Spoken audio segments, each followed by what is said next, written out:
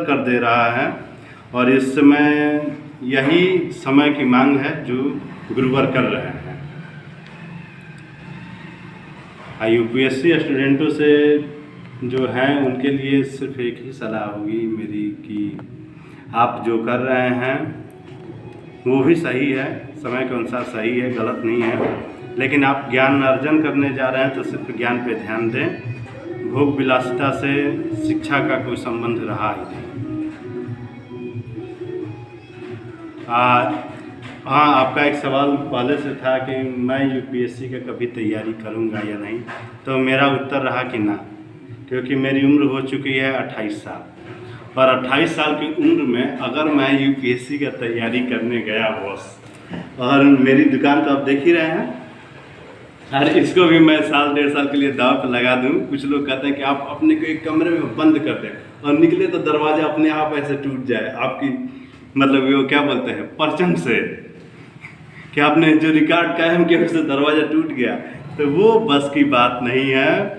और बस की बात है भी, लेकिन अगर बाय द वे नहीं हुआ तो तब तो लोग बोलेंगे ना कि कुल कह के लात मारती नहीं के देखा ले बानी।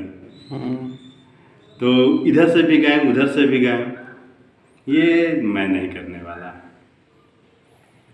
हाँ, बाकी रही बात कि मैं जो करता हूँ बहुत सारे लोगों को अगर करने के लिए बोल दिया जाए तो होगा भी नहीं। मेरी सुबह की जो दिनचर्या है उसमें सुबह 3 बजे जग के फ्रेश होके और माता तुलसी के यहाँ बैठ के हनुमान चालीसा का 7-8 बार लगभग 11 बार मैं पाठ करता हूँ। करने के बाद सुबह 4 बजे आपको चाय पीते हुए मैं मिल जाऊँगा, कॉल कीजिएगा, कभी भी रिसीव करूँगा, लेकिन 5 बजे तक ही फिर मैं सो जाता हूँ 7 बजे तक।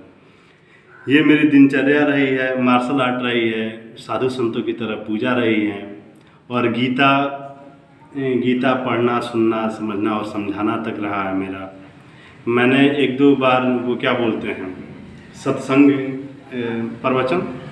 प्रवचन मैंने किया भी है, और गीता को मैंने सिर्फ एक वाक्य में समझा है कि श्रीमद् भागवत गीता, मतलब श्री को अगर आप देखें तो एक ही सिद्धि शून्य समागम में 8 एक ही महासिद्धि शून्य समागम करके 8 सिद्धियों में वितरित हो जाती हैं या फिर बढ़ जाती हैं।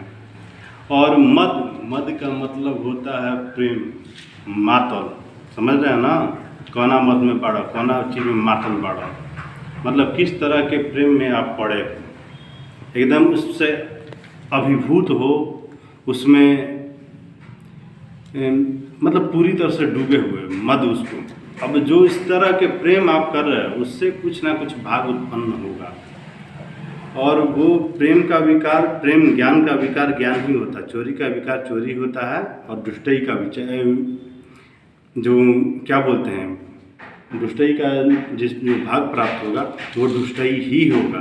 तो भाग, उसके बाद जो भाग आप ग्रहण करेंगे उस भाग से विकार उत्पन्न होगा, और जो विकार उत्पन्न होगा वही आपके मुक्ति के मार्ग को प्रशस्त करेगा या फिर निरस्त करेगा। तो ये आप तय करते हैं। और पूरा गीता यही एक लाइन बोलता है जो शुरुआत में ही बोलता है, श्रीमद् भागवत गीता। मैंने अब तक इसके बारे में यही समझा, आपकी हो सकती है कि अवधारणा या फिर विचार इसके ऊपर अलग हो सकते हैं। चलिए नमस्कार। इस तरह से आगे यूपीएससी मोटिवेशन के ऊपर तो मैं कुछ बोलना नहीं चाहूँगा, लेकिन हाँ 2-4 शब्द हैं मैं बोलूँगा उसके ऊपर अगले वीडियो। नमस्कार।